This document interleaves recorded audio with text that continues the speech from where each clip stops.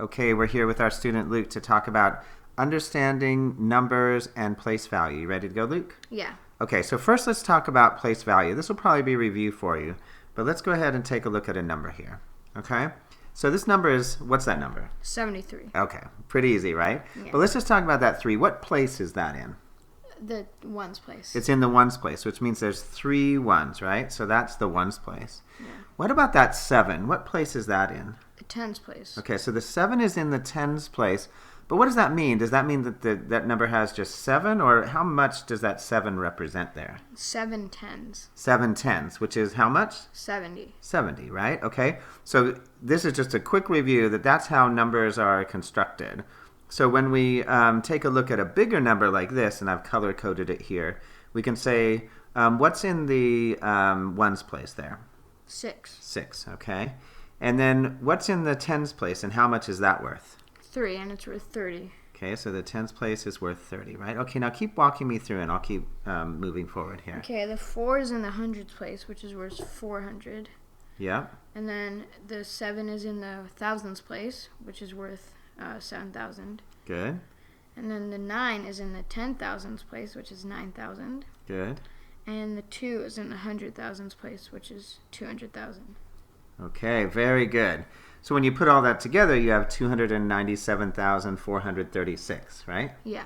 Okay, good. So now, why does this even matter? Well, it's funny because almost all math rests on this kind of thing. You almost can't do anything. You can't add, subtract, multiply, or divide unless you know about place value, right? Yeah. And even comparing numbers. So let's go over here now to this side, and let's go ahead and take a look at comparing two numbers. And let's look at how we actually compare numbers in our mind. What we're doing first is we're going to look at the largest place value first, and we're going to compare that. And if that's the same, then we move to the next largest place value. If that's the same, we keep going. But as soon as one place value on one of the numbers is greater than the other place value on the other number, then you know you have the greater number.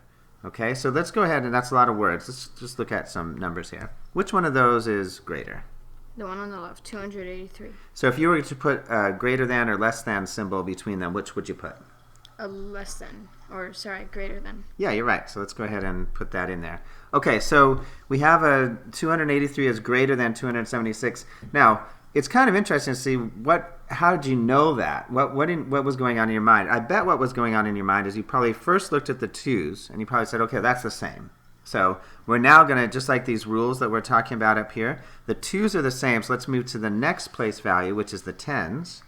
And that's going to be 8 and 7. And then you know that 8 in the 10's place is like 80 and 7 in the 10's place is 70. So you know that 280 something is going to be bigger than 270 anything, right? Yeah. So you know that the left-hand side is greater. And that's what your mind was doing. When you get to bigger numbers, though, sometimes it's a little bit harder. So how would you compare these two numbers following the steps up here that we were just talking about? Well, you can first look at the 2's, which are the same. Good. And the 9's and the 1's. Uh-huh. But then you go on to the hundreds place, and the 2 is less than 3. So good. So what symbol goes here? Less than. Good.